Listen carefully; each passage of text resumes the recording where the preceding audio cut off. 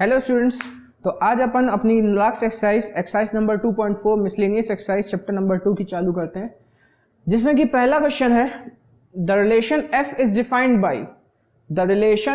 Defined by ये relation F x दिया है। क्या कैसे पढ़ोगे इसको मैं समझाता हूं। देखो एफ एक्स फंक्शन है एक्स स्क्वायर।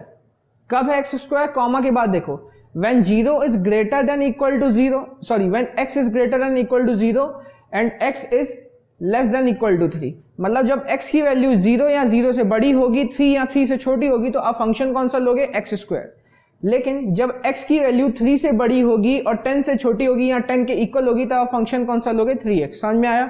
यहाँ पे fx फंक्शन 2 दिए गए हैं, तो यहाँ पर 2 क्यों दिए गए हैं? यहाँ पर वैल्यूज के हिसाब से बताया जा रहा है। बोला जा रहा है कि fx जो है एक्स स्क्वायर होगा। कब? जब x की वैल्यू 0 या 0 से बड़ी होगी, 3 या 3 से छोटी होगी, और 3x होगा x 3 या 3 से बड़ा होगा, 10 या 10 से छोटा होगा। ऐसी रिलेशन g दिया है, g of x equal to x square. कब? जब x की वैल्यू 0 या 0 से बड़ी होगी और 2 से क्या होगी? छोटी होगी। और 3x होगी जब x की वैल्यू 2 या 2 से बड़ी होगी और 10 या 10 से छोटी होगी।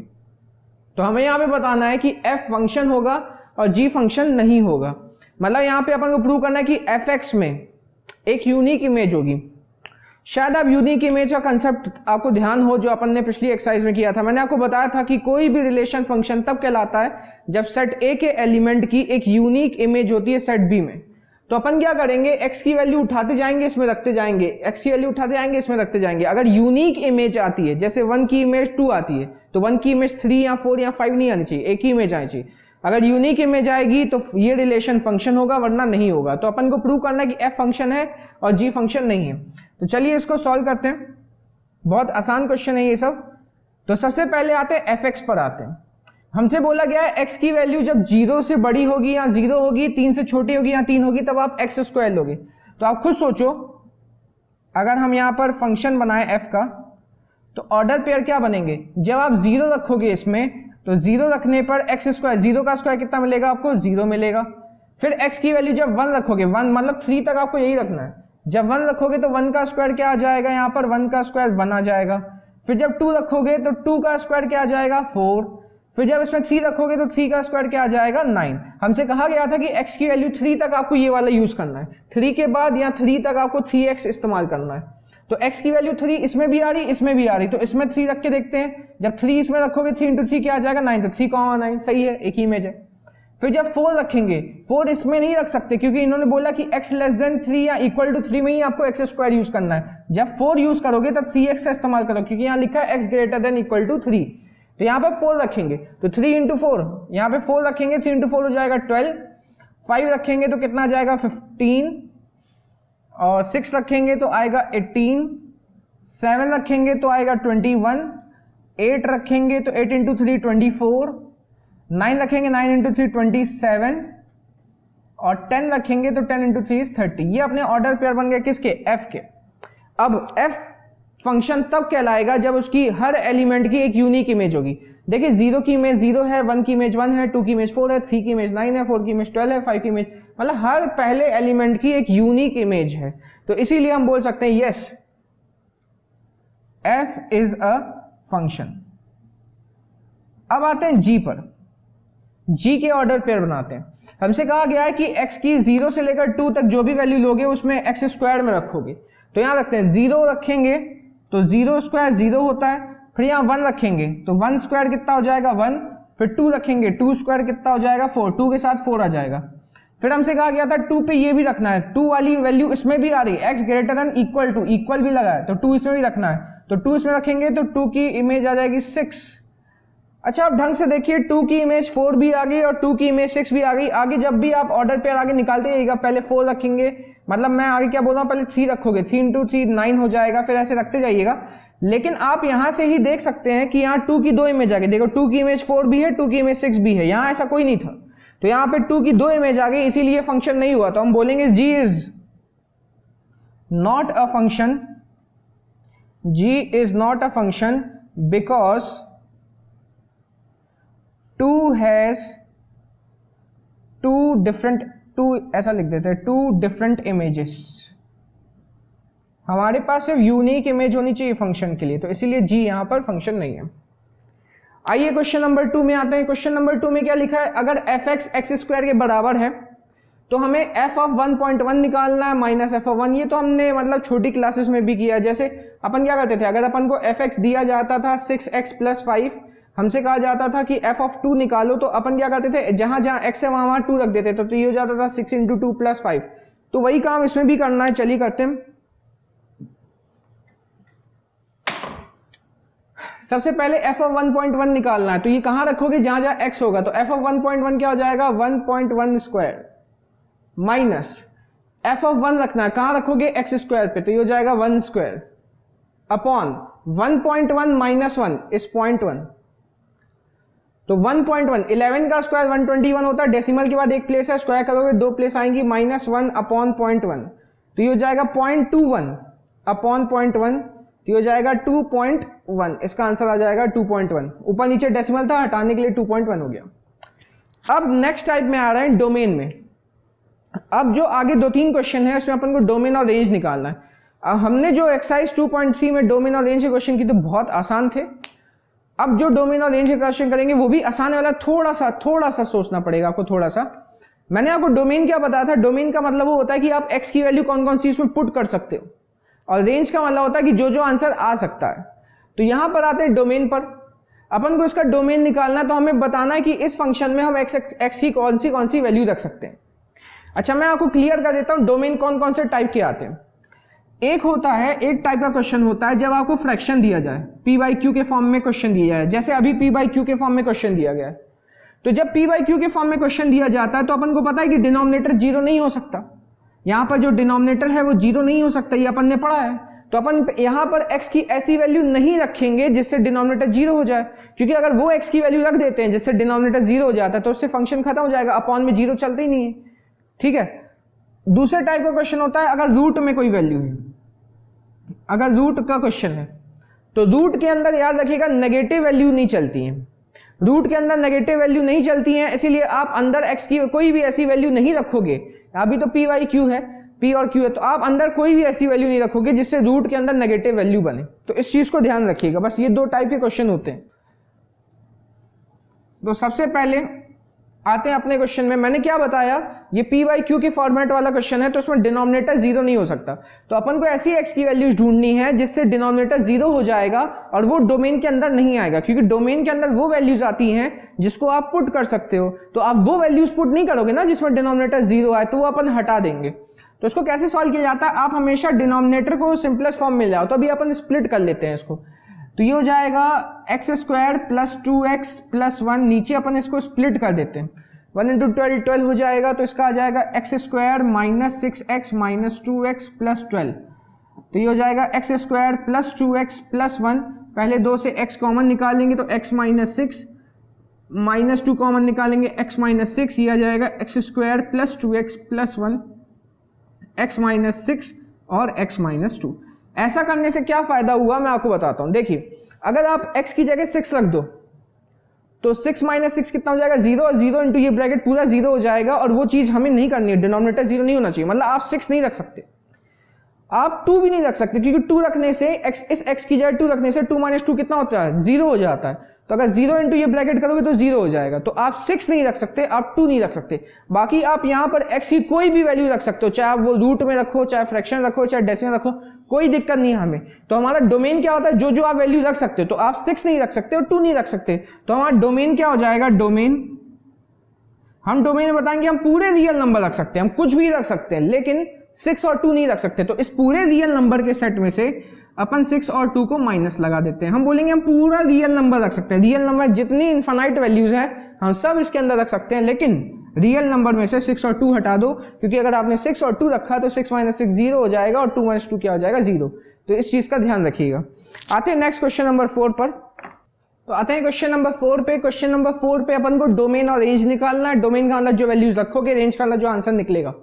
तो मैंने आपको बताया था कि एक क्वेश्चन हमारा p/q के फॉर्म में होता है, दूसरा क्वेश्चन हमारा रूट के फॉर्म में होता है। रूट के अंदर नेगेटिव वैल्यूज नहीं चलती, तो हम x की जगह कोई ऐसी वैल्यू ना रखें जिससे रूट के अंदर नेगेटिव वैल्यू आ जाएगा। ठीक है, चलिए देखते हैं x की जगह क्या क्या वैल्यू रखने पे सही रहेगा। याद रखिएगा रूट के अंदर 0 चल जाता है। ठीक है, x की जगह अगर मैं मान लो 1 से चालू करते हैं, अगर मैं 1 रखूं x की जगह मैं 1 रखूं तो 1 रखने 1 माइनस 1 कितना हो जाएगा 0, चलेगा रूट के अंदर। 2 रखूं तो 2 माइनस 1 कितना हो जाएगा 1, चलेगा। 3 रखूं 3 माइनस 1 2 हो जाएगा। मतलब मैं सारी पॉजिटिव वैल्यू रखूं तो कोई दिक्कत नहीं है, मैं मतलब पूरी सारी पॉजिटिव वैल्यू रख पा रहा हूं। देखो 1 रख सकते हैं 1 माइनस 1 0, 2 रख सकते हैं 3 रख सकते हैं 4 रख सकते हैं 10 100 कुछ भी आप रख सकते हो, पॉजिटिव वैल्यूज रख सकते हो, ठीक है। 0 रखते हैं, 0 माइनस 1 इज -1, रूट के अंदर माइनस 0 नहीं रख सकते, 1 से लेकर सारी वैल्यूज रख सकते हो, ठीक है। नेगेटिव रखते हैं, -2 रखते हैं, -2 माइनस -1 -3, मतलब नेगेटिव वैल्यूज भी नहीं रख सकते। तो डोमेन का मतलब होता है जो जो वैल्यू आप रख सकते हो, तो इसमें डोमेन आ जाएगा।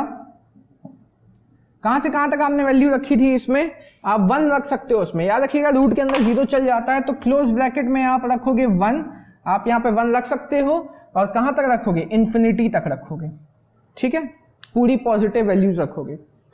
इसके बाद रेंज पे आते हैं। रेंज का मतलब जो जो इसमें आंसर आ सकता है। अब मुझे ये पता है कि इसमें आंसर नेगेटिव नहीं आ सकता, मुझे ये पता है रूट के अंदर जो भी वैल्यू होगी उसमें नेगेटिव नहीं आ सकता। क्यों नेगेटिव नहीं आ सकता, क्योंकि अपन वैल्यू ही ऐसी रख रहे हैं जिससे नेगेटिव नहीं आए। तो हमें पता है अगर नेगेटिव नहीं आ सकता तो सारी पॉजिटिव वैल्यू ही आएंगी अंदर, और 0 भी आ सकता है, क्योंकि 1 रखने 1 माइनस 1 कितना आता है 0। रेंज का मतलब होता है जो जो आंसर आ सकता है, तो रूट के अंदर 0 से लेकर सारी पॉजिटिव वैल्यूज आ सकती है, तो रेंज इसका हो जाएगा 0 से लेकर इन्फिनिटी। नेक्स्ट क्वेश्चन में आते हैं, 5th क्वेश्चन में, domain and range of mod x minus 1। Mod x minus 1 में आप मॉड का मतलब तो समझते हो, मॉड का मतलब होता है जैसे अगर मैं लिखूं मॉड 5, तो मॉड का काम होता है अंदर की वैल्यू को पॉजिटिव करना, जो पहले से पॉजिटिव है उससे तो ये कुछ नहीं करेगा, तो ये 5 ही रहेगा। लेकिन अगर ये मॉड -5 हो जाएगा तो ये क्या हो जाएगा, +5 हो जाएगा। तो इस मॉड का काम होता है पॉजिटिव करना, जो भी वैल्यू मॉड के अंदर हो उसे पॉजिटिव करना। अगर मॉड के अंदर नेगेटिव है तो उसे पॉजिटिव कर देगा, पॉजिटिव तो पॉजिटिव ही रहने देगा। अब आप इसके अंदर आओ, अपने को क्वेश्चन दिया गया fx equal to mod x minus 1। शायद आप मॉड का मतलब तो समझ गए होगे ना। अब डोमेन का मतलब है कि आप कौन कौन सी इसमें वैल्यूज रख सकते हो। देखो न ये क्वेश्चन फ्रैक्शन का है, न ये क्वेश्चन रूट का है। फ्रैक्शन में डिनोमिनेटर 0 नहीं हो सकता, रूट में अंदर की वैल्यू नेगेटिव नहीं हो सकती। मॉड के अंदर तो कुछ भी चलता है यार, आप x की वैल्यू अंदर कुछ भी रखो, क्या दिक्कत है। आप x की जगह नेगेटिव रखो तो मॉड उसे पॉजिटिव कर देगा, आप x की जगह पॉजिटिव रखो, कोई दिक्कत नहीं है। तो डोमेन आप कुछ भी रख सकते हो, तो इसका डोमेन हो जाएगा set of real numbers, R set of real numbers हो जाएगा। अच्छा, अगर इसका रेंज में आए, रेंज का मतलब जो उसका आंसर आ सकता है, तो अब इसमें आंसर क्या क्या आ सकता है, याद रखिएगा अंदर मॉड है। अगर आप x की जगह पॉजिटिव वैल्यू रखते हो, जैसे मान लो 1 से लेकर सारी पॉजिटिव वैल्यू रखो, तो मॉड के अंदर सारा पॉजिटिव आएगा, आंसर की नहीं आएगा। जैसे 1 रखोगे तो 1 माइनस 1 0, 2 माइनस 1 1, 3.1 रखो, 3.1 माइनस 1 इज 2.1। तो मतलब जब पॉजिटिव रख रहे हो तो अंदर मॉड के अंदर ही पॉजिटिव आ रहा है। लेकिन अगर आप x की नेगेटिव रखो, मान लो -3 -1 रखो, तो ये आएगा -4। आपने नेगेटिव रखा तो आया -4, और -4 का मॉड क्या कर देगा, पॉजिटिव कर देगा। अच्छा, आप -1 रख लो तो -1 कितना हो जाएगा, -2, तो इसे फिर ये पॉजिटिव कर देगा। आप अच्छा 0 रख दो, 0 माइनस 1 इज -1, तो फिर इसे पॉजिटिव कर देगा। मतलब मॉड का काम ही है कि वो नेगेटिव आंसर दे नहीं सकता, तो उसमें जो भी आंसर आएंगे सारे पॉजिटिव आएंगे। तो अपन रेंज बोल सकते हैं set of all positive real numbers, all positive real numbers, यहां पे सिर्फ और सिर्फ पॉजिटिव रियल नंबर्स आएंगे। नेक्स्ट क्वेश्चन में आते हैं। नेक्स्ट क्वेश्चन में अपन को ये ऑर्डर पेयर दिया गया है और बोला जा रहा है कि ये x है, x² अपॉन 1 प्लस x² है। x किसको बिलोंग करता है, रियल नंबर को बिलोंग करता है। तो अपने को रेंज चाहिए। रेंज आपको पता ही है क्या होता है, मैंने आपको बताया था, जैसे 1, 2 लिखा हो तो 1 डोमेन होता है ऑर्डर पेयर की भाषा में। अगर आप ऑर्डर पेयर लिखा है तो पहला वाला डोमेन होता है, दूसरा क्या होता है, रेंज होता है। लेकिन अगर हम जब फंक्शन की बात कर लेते हैं तो जो वैल्यूज हम रख सकते हैं वो डोमेन होता है, और जो आंसर निकलता है वो रेंज होता है। तो इस चीज को समझिएगा। अब ये ऑर्डर पेयर दिया गया है, देखो ना कॉमा लगा, तो ये ऑर्डर पेयर दिया, तो ऑर्डर पेयर के हिसाब से पहला नंबर डोमेन होता है, दूसरा क्या होता है, रेंज। लेकिन फंक्शन के हिसाब से डोमेन वो होता है जो वैल्यूज आप रख सकते हो, और रेंज वो होता है जिसका आंसर आप निकाल सकते हो, जो आंसर निकलेगा, सॉरी। तो चलिए ये ऑर्डर पेयर दिया है तो देखते हैं क्या क्या आ सकता है। x की वैल्यू हम रियल नंबर रख सकते हैं। चलो मैं x सबसे पहले रखता हूं, उसमें मान लो 0 रखता हूं, 0 कॉमा, डोमेन हो गया ना 0 पहला। ये क्या आ जाएगा, 0² अपॉन 1 प्लस 0 कितना हो जाएगा, 0। चलो मैं 1 रख देता हूं, 1 का स्क्वायर 1, 1 का स्क्वायर 1, 1 का स्क्वायर 1, 1/2 आ जाएगा। सॉल्व करके देखिएगा, ठीक है, सॉल्व करके देखिएगा, अगर जिसको समझ ना आ रहा हो सॉल्व करके देखिएगा। मैं 2 रखता हूं तो 2² 4, ये आ जाएगा 4 + 5, 4/5। अच्छा मैं 3 रखता हूं तो 3 कॉमा 3 स्क्वायर 9, 9/10। अच्छा आप सोचोगे सब पॉजिटिव रख रहा है यार, ये तो रियल नंबर बोला था, चलो नेगेटिव भी रखता हूं, -1 कॉमा -1 का स्क्वायर 1/2। ठीक है, -2 रखता हूं, -2 का स्क्वायर 4 ये आ जाएगा 4/5। अच्छा -3 रखता हूं, -3 का स्क्वायर 9/10। और बड़ी वैल्यू रखता हूं, चलो 10 रखता हूं, 10 का स्क्वायर 100/101। अच्छा नेगेटिव में थोड़ी बड़ी वैल्यू रखता हूं, -20 का स्क्वायर 400 और ये हो जाएगा 401। अब देखो मैंने डोमेन सारे रियल नंबर रख लिए, मतलब मैंने डेसिमल वाले नहीं रखे हैं ताकि थोड़ी आसानी रहे, लेकिन आप रेंज में देखो, सेकंड देखो, 0 आया है, लेकिन फिर जो वैल्यू आई है इन वैल्यूज को ढंग से देखो। सबसे पहले देखो 0 आया रेंज में, फिर क्या आया 1/2, फिर क्या आया 4/5, फिर क्या आया 9/10 भी आया है, कहीं पर 100/101 भी आया है, और कहीं पर 400/401 आया। मैं सिर्फ सेकंड वैल्यू क्यों देख रहा हूं, क्योंकि अपन सिर्फ इंटरेस्टेड है रेंज निकालने। तो आप ढंग से देखो, 0 तो आ रहा है आंसर, लेकिन बाकी आंसर क्या है, देखो 1/2 1 से छोटा होता है, 4/5 भी 1 से छोटा होगा, 4/5 का मतलब 0.8 होता है, 9/10 का मतलब 0.9 होता है, तो ये भी 1 से छोटा है, 100/101 ये भी 0.9 समथिंग होगा, तो ये भी 1 से छोटा है, ये भी 1 से छोटा है। मतलब जो हमारी रेंज है उसमें 0 तो आंसर आ रहा है, लेकिन कहां तक आंसर जा रहा है, 1 से छोटा ही आ रहा है हमेशा आंसर। देखो 1 से छोटा, कुछ भी आप वैल्यू रख लो 1 से छोटी आ रही, तो 1 पे क्या रख जाएगा, ओपन ब्रैकेट रख जाएगा, ये आ गया अपना रेंज। इस पे क्लोज ब्रैकेट इसलिए लगा क्योंकि 0 तो आ ही रहा है, क्लोज और ओपन ब्रैकेट अच्छा कंसेप्ट क्लियर होना चाहिए, आपने सेट में ढंग से पढ़ा होना चाहिए, तो आप समझोगे। आंसर 0 तो आ रहा है, लेकिन 1 नहीं आ रहा, 1 से छोटा ही आ रहा है, इसलिए 1 पे हमने क्या लगाया, ओपन ब्रैकेट लगाया। चलिए नेक्स्ट क्वेश्चन पे आते हैं, नेक्स्ट क्वेश्चन नंबर 7 पे आते हैं। क्वेश्चन नंबर 7 एक बार ढंग से पढ़ लीजिएगा पहले। क्या लिखा है, let function f and g, ये दो फंक्शन है f और g, maps from r to r। इसका मतलब है कि पहला सेट भी r है और दूसरा सेट भी r है, मतलब हमारा सेट a भी रियल नंबर है और सेट b भी हमारा क्या है, रियल नंबर है। तो मतलब f और g जो कि दो फंक्शन है, उसका मतलब सेट कौन सा, रियल नंबर से लेकर रियल नंबर तक है।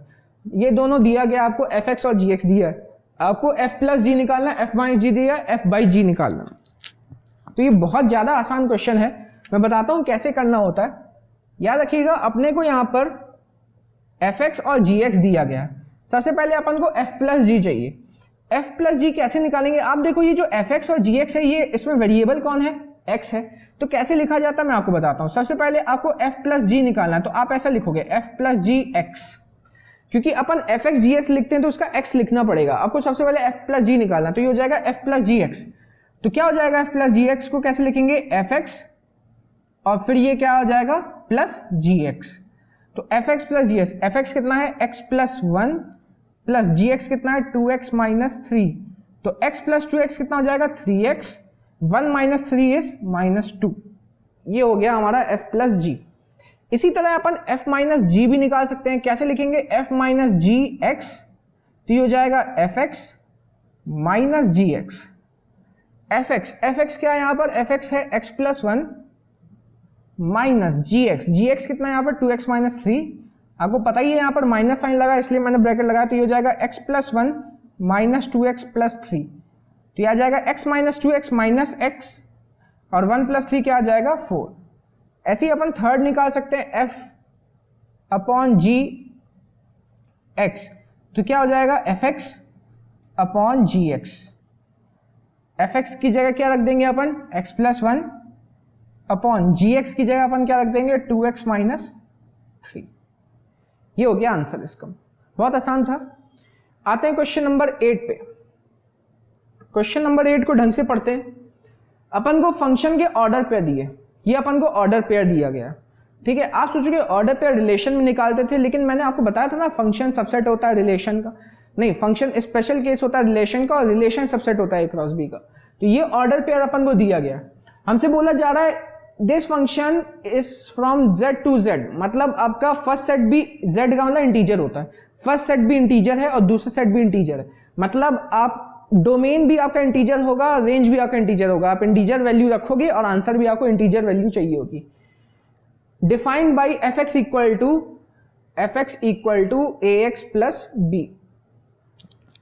डिटरमाइन ए एंड बी, अपन को ए और बी निकालना। अच्छा, जब अपन ऑर्डर पेयर मैंने आपको सिखाया था तो कैसे मैंने आपको बताया था ऑर्डर पेयर के बीच में, जैसे ही ऑर्डर पेयर दिया 1 1 तो ऐसा बनता ना, 1 1 का मैपिंग ऐसे बनती थी। फिर ये दिया 2 3, 2 3 की मैपिंग ऐसे बनती थी। फिर ये दिया 0 -1 तो 0 -1 की मैपिंग ऐसे बनती थी। इसका मतलब क्या होता था, ये पहला सेट, ये दूसरा सेट, ये डोमेन, ये रेंज, ये एक्स की वैल्यू होती है, ये आप वैल्यू रखते हो, ये डोमेन होता है ना पहला सेट डोमेन। डोमेन का मतलब क्या होता है, मैंने अभी आपको बताया, पहला ये जो पहला एलिमेंट होता है पिछली एक्सरसाइज में ही बताया था, वो डोमेन होता है। डोमेन का मतलब जो वैल्यू आप रख सकते हो। तो आप किसकी वैल्यू रखोगे, इस सेट की वैल्यू रखोगे, मतलब एक्स की वैल्यू ये होंगी और ये आंसर निकलेगा। तो इनमें से कोई अपन एक उठा लेते हैं, जैसे 1 1 उठाया, तो ये जो पहली वैल्यू है ये x की है, तो f ऑफ 1 क्या हो जाएगा, a into 1 a plus b, और जो दूसरी वैल्यू है वो इसका आंसर है। इसे फर्स्ट इक्वेशन लेंगे। फिर दूसरे को उठाते हैं, दूसरा क्या है यहाँ पे 2 3, जो पहली वैल्यू है वो डोमेन, डोमेन मतलब जो वैल्यू रख सकते हो, तो रखेंगे कौन सा, x की जगह 2 रखेंगे, तो हो जाएगा f ऑफ 2, तो x की जगह 2 रखेंगे तो ये हो जाएगा 2a प्लस, और ये 3 तो आंसर होगा, तो b इक्वल टू 3। ये याद रखिएगा, a और b की वैल्यू नहीं है, x की है, ये डोमेन है, ये रेंज है। डोमेन का मतलब, डोमेन का अलग जो वैल्यू आप रख सकते हो और इसका अलग जो आंसर निकलता है। तो 2 इक्वेशन बन गई, इसको अपन सॉल्व कर लेंगे तो हमारा a और b का आंसर आ जाएगा। तो इसको सॉल्व करते हैं, तो ये हो जाएगा a plus b equal to 1, 2a plus b equal to 3, या एलिमिनेट कर देंगे इसे तो ये कैंसिल हो जाएगा, ये आ जाएगा -a इक्वल टू -2, तो a की वैल्यू कितनी आ जाएगी इसमें 2। अब a की वैल्यू उठा के आप इसमें रख दोगे तो 2 उधर जाएगा, तो b की वैल्यू आ जाएगी -1। आते हैं क्वेश्चन नंबर 11 में। 8 के बाद 9 आता, आप सोचोगे 11 कैसे गलती से मैंने लिख दिया, तो चलो कर लेते हैं। 11th क्वेश्चन में आते हैं, लिखा है f be the subset of z cross z defined by this. Function आपको दिया गया है, जब भी दो एलिमेंट्स दिए गए जाए कॉमा के साथ, तो ये मतलब ऑर्डर पेयर है। तो देखो ये ऑर्डर पेयर दिया गया, बोला कि a और b की वैल्यू क्या रखोगे, इंटीजर रखोगे। तो हमसे बोला क्या f फंक्शन है z से z तक। तो कोई भी चीज को अगर अपन को चेक करना है कि फंक्शन है कि नहीं है, तो पहले सेट की एलिमेंट का एक यूनिक इमेज होना चाहिए, किसमें, सेट 2 में होना चाहिए, यानी सेट b में होना चाहिए। देखते हैं ऐसा पॉसिबल है कि नहीं। तो चलो मैं एक काम करता हूं, यहां पर वैल्यूज रखता हूं तो यहां पर निकलेगी, ठीक है। ऑर्डर पेयर बनाते हैं, तो सबसे पहले मैं a की जगह मैं रख देता हूं, मान लो a की जगह 1 रखता हूं और b की जगह 2 रख देता हूं। तो जो ऑर्डर पेयर बनेगा वो क्या बनेगा, देखो ऑर्डर पेयर क्या बोला था अपन को, AB। अपना ऑर्डर पेयर क्या ढंग से देखिएगा, AB है। तो कैसे आएगा, देखो सबसे पहला एलिमेंट आएगा a इंटू बी करके, a मैंने क्या लिया 1 और b क्या लिया 2। a और b हम कुछ भी ले सकते हैं इंटीजर के हिसाब से, तो a मैंने 1 लिया और b लिया 2, तो ये हो जाएगा 1 into 2 comma a plus b 1 plus 2। ये बन गया पहला ऑर्डर पेयर, ठीक है। अब मैं दूसरा ऑर्डर पेयर बनाता हूं, a को लेता हूं -1 और b को लेता हूं -2। तो मैंने दूसरा ऑर्डर पेयर बनाया, a इंटू बी है, बोल रहा है a इंटू बी करने के लिए। पहला एलिमेंट कैसे आएगा, a इंटू बी करने से आएगा, तो -1 इंटू -2 कॉमा दूसरा एलिमेंट कैसे आएगा, a प्लस बी करने से, तो -1 प्लस -2। ये मैंने 2 ले लिए, अपने से जानबूझ के ऐसा लिया हूं, क्यों लिया हूं अभी क्लियर होगा। 1 इंटू 2 कितना हो जाएगा 2, 1 प्लस 2 इज 3, -1 इंटू -2 इज 2 और -3।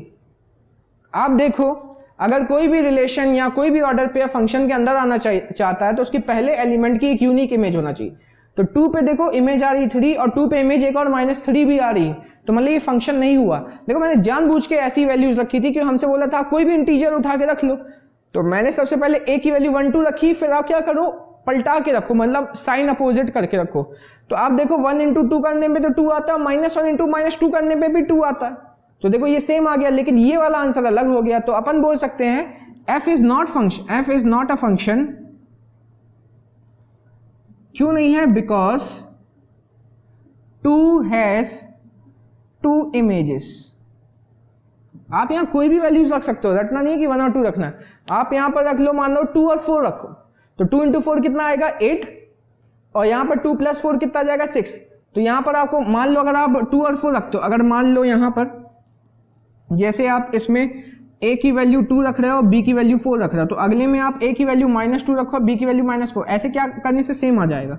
तो 2 इंटू 4 कितना हो जाएगा 8, कॉमा 2 प्लस 4 कितना हो जाएगा 2 प्लस 4 इज 6, फिर यहाँ करोगे -2 इंटू -4, -2 इंटू -4 कितना आ जाएगा 8, और -2 -4 कितना आ जाएगा -6। तो देखो 8 की 2 इमेजेस आ रही कि नहीं आ रही, तो आप कोई भी उसमें रख सकते हो वैल्यूज, ठीक है। चलिए क्वेश्चन नंबर 9 में आते हैं। 9 क्वेश्चन थोड़ा सा कॉम्प्लेक्स है, आपको बहुत सोचना पड़ेगा इसमें। क्वेश्चन नंबर 9 में अपन को बोला गया कि R एक रिलेशन है, A कॉमा B उसका ऑर्डर पेयर है, A और B की जगह आप नेचुरल नंबर रखोगे और A कुछ ऐसा रखना है जो B स्क्वायर के बराबर हो। याद रखिएगा, हमें A और B की ऐसी वैल्यू रखनी है जिसमें A जो B स्क्वायर के बराबर हो। जैसे कि मैं एक एग्जांपल बताता हूं आपको, 4,2 ये A है, इसका ये B है ना, B का स्क्वायर कर लो तो देखो बराबर आ रहे हैं कि नहीं आ रहे हैं। बोला ना A किसके बराबर होना चाहिए, B स्क्वायर के बराबर होना चाहिए। तो A है 4 और B का स्क्वायर करोगे तो भी 4 आएगा, मतलब ऑर्डर पेयर क्या होगा 4,2। यहाँ को ऑर्डर पेयर क्या लेना 9,3। अगर A 9 है तो B स्क्वायर के बराबर होना चाहिए, तो उसके स्क्वायर के बराबर होगा। तो ये थोड़ा सा आपको ऐसा सोचना है, तो ऐसी वैल्यू सोचोगे तो आसानी पड़ेगी। तो आपको बोला कि A, B ऑर्डर पेयर है, कुछ इस तरह कि A किसके बराबर होगा, B स्क्वायर के बराबर होगा। तो ये रिलेशन दिया है, तो अपन से बोल रहा है आर द फॉलोइंग ट्रू। क्या देखें क्या ट्रू मांग रहा है, ऑर्डर पेयर दिया A, बिलोंग्स टू आर। क्या A, बिलोंग्स टू आर होगा, मतलब आपको दोनों पहला एलिमेंट और दूसरा एलिमेंट सेम रखना है। और याद रखिएगा प्रॉपर्टी लगनी चाहिए, कौन सी प्रॉपर्टी लगनी चाहिए, A equal to B square, मतलब जो पहला वाला है दूसरे के स्क्वायर के बराबर हो। तो फर्स्ट वाले केस में ऐसा पॉसिबल बिल्कुल भी नहीं है, क्योंकि अगर आप सेम वैल्यू रखोगे, जैसे कि अपन मान लो सोल्यूशन में आते हैं, जैसे कि अपन को बोल रहा है A, बिलोंग्स टू आर के लिए पूछ रहा है ना। तो अगर मान लो अपन A की जगह यहां पर 2 रख दें, अगर अपन A की जगह 2 रख दें तो पहला एलिमेंट भी 2 मांग रहा है, तो दूसरा भी तो बोल रहा है कि A ही रखना है। तो बोला था पहला वाला दूसरे के स्क्वायर के बराबर होना चाहिए, तो यहाँ पहला भी 2 है, यहाँ पे पहला भी क्या है 2 है और दूसरा भी 2 है, तो ये does not belongs to R होगा, बिकॉज पहला वाला दूसरे के स्क्वायर के बराबर होना चाहिए। दूसरा क्या है 2 स्क्वायर, कभी इसके बराबर तो है ही नहीं, नॉट इक्वल टू 2 तो 2 स्क्वायर के बराबर होता ही नहीं है।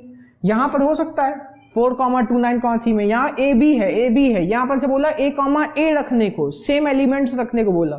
तो आप अगर सेम एलिमेंट्स रखोगे तो ये प्रॉपर्टी सेटिस्फाई नहीं हो पाएगी, और अगर ये प्रॉपर्टी सेटिस्फाई नहीं हो पाएगी तो ये वाला ऑर्डर पेयर रिलेशन को बिलोंग करेगा ही नहीं। तो अपन बोलेंगे A, 2, does not belongs to R because 2 is not equal to 2 square, therefore A, does not belongs to R। Second वाले में आते हैं। सेकेंड वाले में अपन से क्या बोल रहा है कि अगर A, B belongs to R, अगर A, B R को बिलोंग करता है तो implies मतलब अगर ये ट्रू है तो ये भी ट्रू होना चाहिए। तो अगर A, B belongs to R है तो B, A भी बिलोंग टू R करेगा। मतलब अगर मैं कोई भी वैल्यू लूं, जैसे मैं 4,2 लेता हूं, 4,2 में तो चलता है ना इक्वल टू B स्क्वायर, तो अगर 4,2 R को बिलोंग करता है तो 2,4 भी R को बिलोंग करेगा, ऐसा अपन को बोल रहा है करने के लिए। चलो ठीक है, देखते हैं। अपन बोल सकते हैं कि 4,2 बिलोंग्स टू R। क्यों बिलोंग कर रहा है भाई 4,2, क्योंकि अपन से बोला A बराबर होना चाहिए B स्क्वायर। देखो A है 4 और B का स्क्वायर करोगे 4, तो R को तो बिलोंग कर ही रहा है। बट इसका उल्टा अगर करूं तो 2,4 does not belongs to R। क्यों नहीं बिलोंग कर रहा, क्योंकि पहले का बोला था कि जो 2 है वो बराबर होना चाहिए किसके, B स्क्वायर के। जो A है वो B स्क्वायर के बराबर होना चाहिए, कहां बराबर। तो देयरफॉर पहला वाला फॉल्स था और दूसरा वाला भी क्या आ गया, फॉल्स आ गया। अपन को यहां बोला था कि अगर A B R को बिलोंग करता है, अगर A B R को बिलोंग करता है तो B A भी R को बिलोंग करना चाहिए, लेकिन नहीं कर रहा। तीसरे में आते हैं। तीसरे में बोल रहा है कि अगर A B R को बिलोंग करता है, ठीक, ऐसी वैल्यू सोचना जिसमें A B R को बिलोंग करता है, साथ ही साथ B C भी R को बिलोंग करता है, तो अपन को प्रूव करना है कि A C भी R को बिलोंग करेगा। तो सबसे पहले तो A B सोच लो जो R को बिलोंग करेगा, इसके हिसाब से तो A B तो अपने पास 2, तो मान लो 4,2 बिलोंग्स टू R। ठीक है, इसको अपन एक काम करते हैं 4,2 ना लिख के 16,4 लिखते हैं, क्योंकि आगे पूरी चेन बनानी है। 16,4 बिलोंग्स टू R है कि नहीं है। देखो A equal to B square, A है 16, 4 का स्क्वायर 16 होगा, बिलोंग करता है कि नहीं करता है। तो ये हो गया A और ये हो गया B। अब बोला था A B बिलोंग करता है R को, B C भी करना चाहिए, तो B तो मैं 4 ही लेना है। तो अगर B 4 लूंगा तो C क्या लेना पड़ेगा 2, तभी मैंने ऐसे घुमा दिया इसको। B क्योंकि यानी मैंने 4 लिया ना, तो BC में ये 4 आएगा और ये C हो जाएगा। तो ये देखो फिर से इसमें B का C का स्क्वायर B के बराबर है, देखो दूसरे वाले का स्क्वायर इसके बराबर है, तो BC बिलोंग्स टू R। लेकिन बट अपन से बोला था AC भी R को बिलोंग करना चाहिए। A क्या है यहाँ पर 16, और सी क्या है यहाँ पर 2, तो 16,2 थोड़ी ना बिलोंग करेगा आर को। क्यों नहीं करेगा? क्योंकि अपन से बोला था ए बी स्क्वायर के बराबर होना चाहिए, तो 2 स्क्वायर 4 होता है, 4 16 के कहाँ बराबर है, तो ये भी फॉल्स, मतलब तीनों फॉल्स हो गए। शायद आपको समझ में आ गया हो। चलो 11th क्वेश्चन में आते।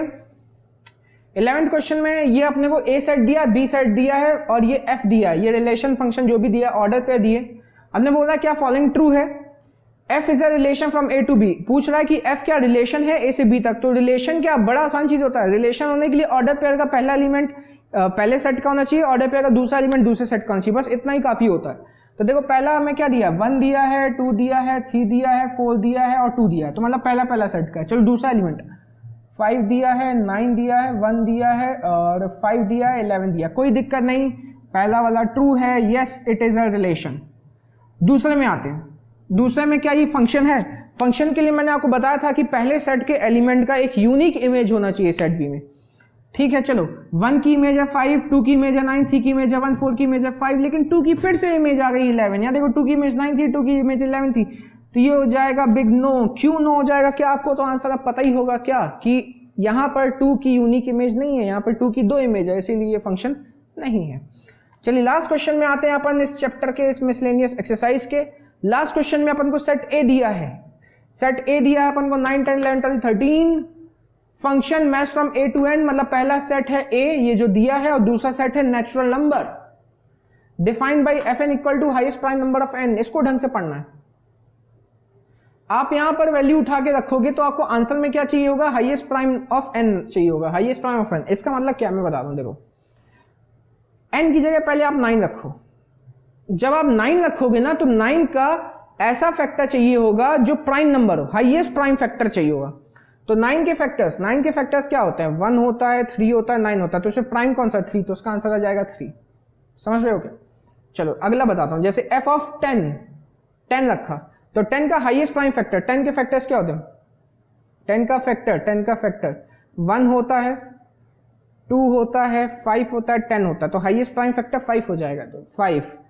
फिर 11 तो खुद ही प्राइम नंबर है, फिर हो जाएगा 12 का हाईएस्ट प्राइम फैक्टर, 12 के फैक्टर्स क्या होते हैं, 1 2 3 4 6 12, तो हाईएस्ट प्राइम फैक्टर 3 है, तो उसका आंसर आ जाएगा 3, और 13 खुद ही प्राइम नंबर है, तो ये आ गया अपने आंसर आ गया। उसके बाद अपने से रेंज निकालने बोला था, तो रेंज का मतलब जो आंसर आता है, तो रेंज क्या आंसर क्या आया, 3 आया है, 5 आया है, 11 आया, फिर से 3 आया, नहीं लिखेंगे 13, ये हो जाएगा रेंज।